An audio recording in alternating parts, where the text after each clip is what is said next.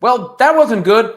Actually, I don't even know if the Fever played so poorly as much as they shot the ball very poorly. And you have to give the Connecticut Sun credit. That is a very tough, hard-nosed team. A lot of players on that team had a great game. Dewana Bonner, in particular, shot the ball well, played terrific defense. Alyssa Thomas, a triple-double, doing everything out on the court, a real force when she's moving forward, and Marina Mabery coming off the bench, setting the record for most points off the bench in a WNBA playoff game.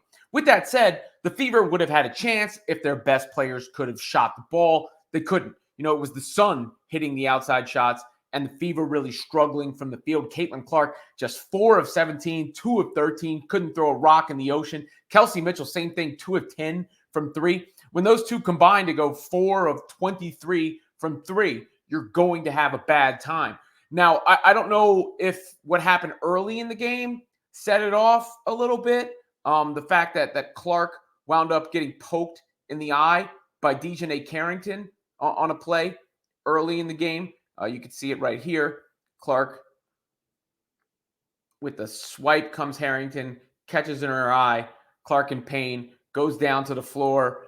And she wound up with a black eye, Caitlin Clark did, after that swing from Carrington, which was clearly inadvertent. I'm not implying there was anything behind that whatsoever, other than the fact that it was an eye issue for Caitlin, and she's a shooter. I don't know if that threw it off at all because you could see a shiner. She probably won't make excuses for it. And nothing about her shot looked bad.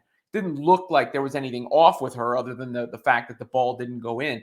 Kelsey Mitchell also didn't play very well overall, as well as she has played. Wasn't tight with the handle at times, and that didn't help things out. I thought there was a crucial stretch at the end of the first half where Lexi Hull had to go to the bench in foul trouble, and the Fever never really recovered from that. Katie Lou Samuelson had to enter the game, and she should never play. Aaliyah Boston had a decent game. That 4 spot, it looked like the moment was too big for Temi Fagbenle. Melissa Smith really didn't bring anything. Dantas was the best player at that position for the team, but she shot the ball well, didn't really do anything else out on the floor.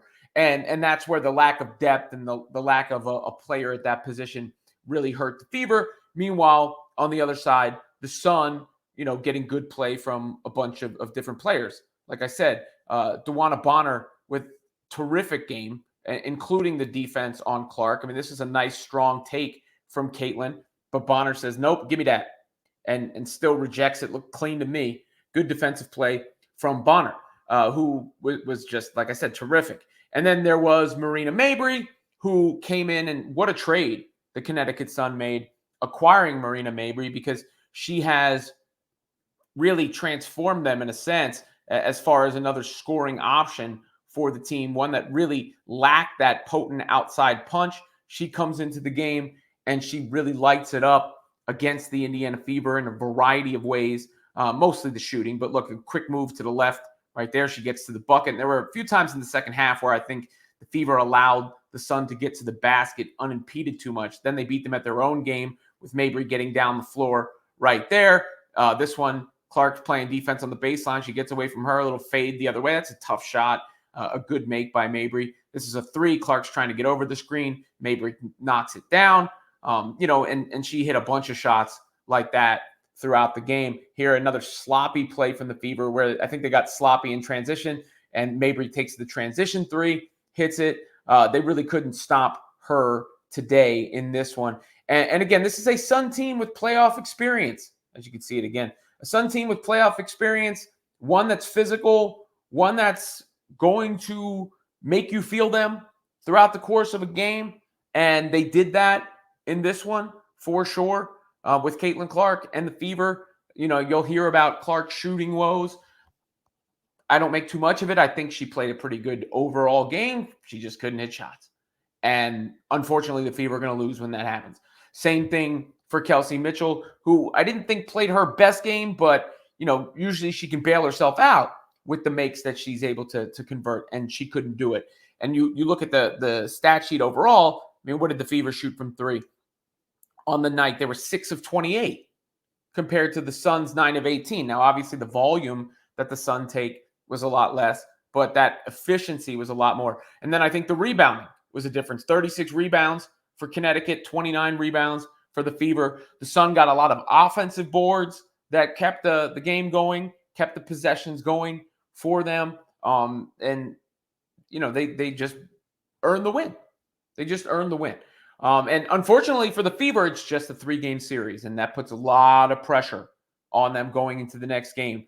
Fortunately, they have an extra day off to get ready for a Wednesday game, which I think plays in their favor. Clark has tended to shoot better when she has more rest in between games. So I think that is a positive for Indiana. But the season is now on the line. I mean, I would, not just because of this series, I mean, I would like to see at least a 5-game series feels appropriate, like the NBA used to do in the first round. But they've since transitioned to 7-game series in the first round. A 3-game series is just tough to deal with. And maybe we didn't give the Connecticut Sun, we collectively didn't give the Connecticut Sun enough credit for what they've been able to do, not only last year where they made a run in the postseason, but this season where they are in the standings and the level of players that they have on the team. And the move that they made to acquire Marina Mabery is the kind of move that you make when you have your eyes on the championship. As far as adjustment for the Fever, I mean, number one is hit more shots. Number two is get better on the boards, but that's where I think the problem lies at that power forward position. They just don't have the answer at that position. They are so reliant really on 4 players. And when you're not getting the production from one of those players, that's going to be a huge blow. When you're not getting the production from 2 of those players, you essentially can't win. Hull's not the player that produces in the sense of points, but all those other ways. And her being out at the end of the first half was tough. Caitlin, I think, can try to take the ball to the bucket a little bit more. That would be my biggest critique, because then she can draw fouls and then she can get herself into a rhythm and try to get downhill and put some pressure on the Sun defense, maybe get them in foul trouble. But mainly, they got to box out and get rebounds if they can, because that allows them to get out in transition what they're best at. And then they have to convert the looks that they get. And, that's never a conscious thing. No one is ever going into a game trying to miss shots or anything of that ilk, right? It's just sometimes they fall and sometimes they don't. Unfortunately for the Fever, it's on this big stage, game 1 of the playoffs, Caitlin Clark's first postseason game. The haters are always waiting for anything to pile on Caitlin Clark about, so that will surely happen. Regardless, they've got time to get ready for the next game.